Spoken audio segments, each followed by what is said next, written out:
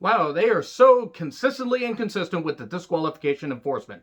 Great company there. I'm John Rentham with my review of WWE Smackdown, and well, the show had some great stuff in the main event, outside of the horrible no DQ, possible DQ stuff that they didn't know what the fuck they were doing. But the storytelling was good, and they had a couple other good things throughout the show, but a lot of it was by the numbers. We're also 2 weeks away from TLC, and guess what? Just eliminate the December pay-per-view. Don't have a pay-per-view between Survivor Series and the Rumble. Just focus on the TV, build up some stuff, and then the Rumble will mean even more. That's my opinion. What do you guys think? Let me know in the comments. It's nothing against TLC. Have it earlier in the year. Have TLC in October. Don't and just eliminate the Hell in a Cell pay-per-view and just have Hell in a Cell actually be around when it, when like, it calls for it, when a big blood feud calls for it, instead of just having it as an annual one where you just shove some matches inside Hell in a Cell. Anyway, tribute to Pat Patterson with the entire roster out there, and they do a 10 ring boy bell salute. I'm not going to forget that. Career highlights, but also there is a clip from an interview with Roddy Piper where he is asked about Pat Patterson and is so unlike Piper, and that is not the only story out there about Pat Patterson. So no, I'm not going to apologize for what I say, because you can have a great goddamn career, but if you're going to do something like that, regardless of how good you are at your job and how good you were at your career, no fucking way. That's fucking horseshit. I don't care who they are. I don't care if it's one of my favorites. Gotta knock them if they're gonna do that. That is bullshit.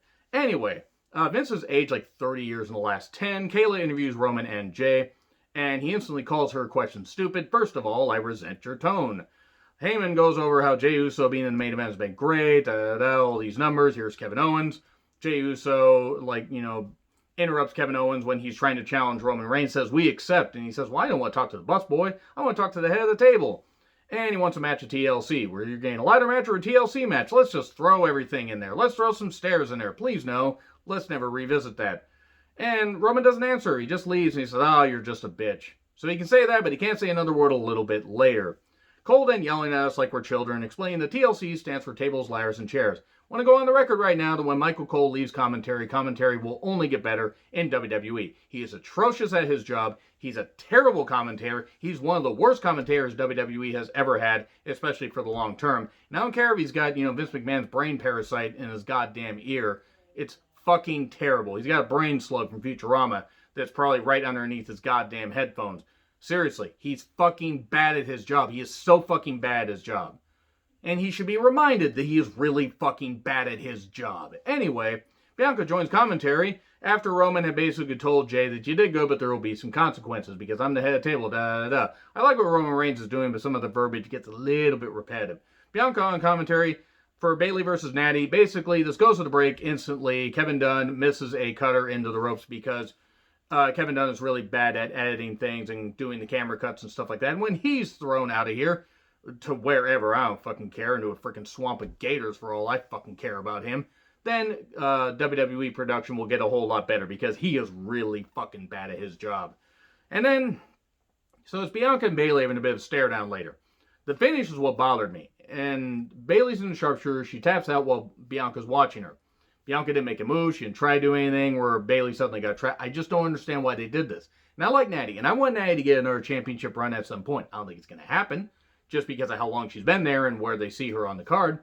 But I like Natty, but wouldn't you want to keep Bayley as hot as possible heading into this program with Bianca? And that way, whether it's at TLC or on, television, and she has a series of matches with her, beats her a couple times, and is really goddamn hot heading into the Rumble, and then you give Bianca a really big quality win, have her win the Women's Royal Rumble, face off against Sasha, something like that. You would want to do that, but no, they don't want to build up Bayley. They want to have her lose to Natty, and I like Natty, but again, this didn't make much sense to me. So, more tribute stuff to Pat Patterson. Whatever. I got a comment to say a little bit later. Bryan and Ray and Big E with new music. Think Big is his slogan, phrasing. Versus Sami Zayn, Nakamura, and Ziggler. 5 former Intercontinental Champions and Sami Zayn, the current Intercontinental Champion. It's the Pat Patterson tribute match. Outrageous meets of strength. They're also going with the whole tournament in Rio de Janeiro. Whatever. Dijon mustard, I don't really care. Sorry to any of my friends in Rio if you happen to be watching. But it was a good match, but it just didn't fucking matter to me because it was just a long match, basically to pay tribute to Pat Patterson. It had its moments. Melee, yes lock to the ropes, and then a roll up, and Daniel Bryan pinned Sami Zayn 1, 2, 3. And it looks like the teams are going to face off.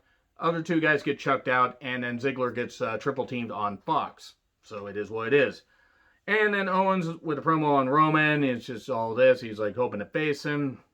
Kalisto suddenly interrupts, wearing a fedora that has way more personality than he ever will. And he can't say the word asshole, but he just said the word bitch a bit ago. I don't understand. Did he get knocked for saying that? And he had to edit himself here? I don't get it. Otis shows up, and it's going to be Otis and Owens against Jay and Roman. Cool.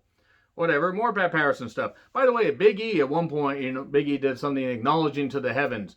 I'm going to quote Randy Orton with that Rey Mysterio Eddie storyline. Pat Patterson ain't in heaven. He's fucking down there where no ring boys are in hell.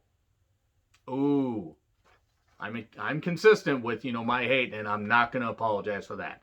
Anyway, Sasha and Carmella with a war of words. So much forced laughter. This was atrocious. I don't really have anything else to say except this was bad, and Carmella is not a natural talker. Sasha can be. This verbiage was bad. I do not care about this feud. I don't.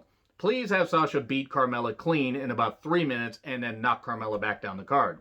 Because she is not any better. In fact, she's fucking regressed. She is actually somehow worse as far as being an on-screen personality. Murphy with the Mysterio family versus Corbin with the returning Cutler and Blake. No Riker, because Riker is busy crying about election fraud in front of his TV. I hope Jackson Riker is not brought back to TV. Fire the fucker, because he was goddamn stupid with how he timed that tweet. He ain't the only one that supports you-know-who, the orange idiot in the goddamn White House, but there's a time and a place to say something, and Riker picked a really goddamn bad time to do it, and everybody, so many people, even heels, were railing against him there, justifiably. For a guy that was a mediocre, barely mid-card act at his height in TNA, he had a lot of fucking balls saying that shit. And so Cutler and Blake, cool. They're back. They're just in hoods there, hood jackets. And Corbin sent Murphy over the wall while the Mysterio family watches, so Fox approved that. And it's like Fox White Nation with the Fox White Christmas. So anyway, who told Dominic that turtleneck was a good idea? Who told him that? I don't understand. And then Cutler and Blake attack the Mysterio family, while Aaliyah just stands there, with the intelligence of a goddamn unlit lamppost, that is.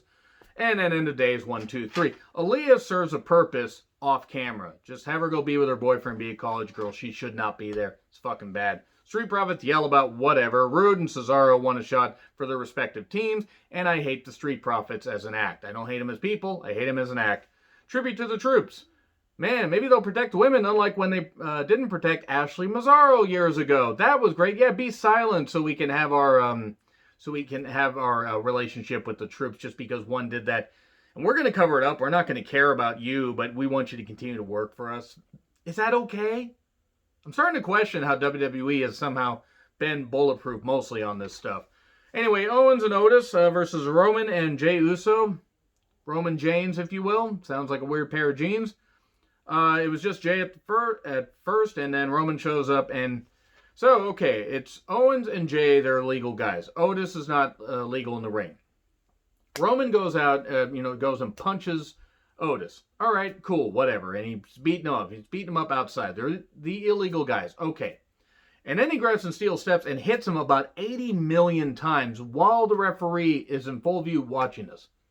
He's watching this.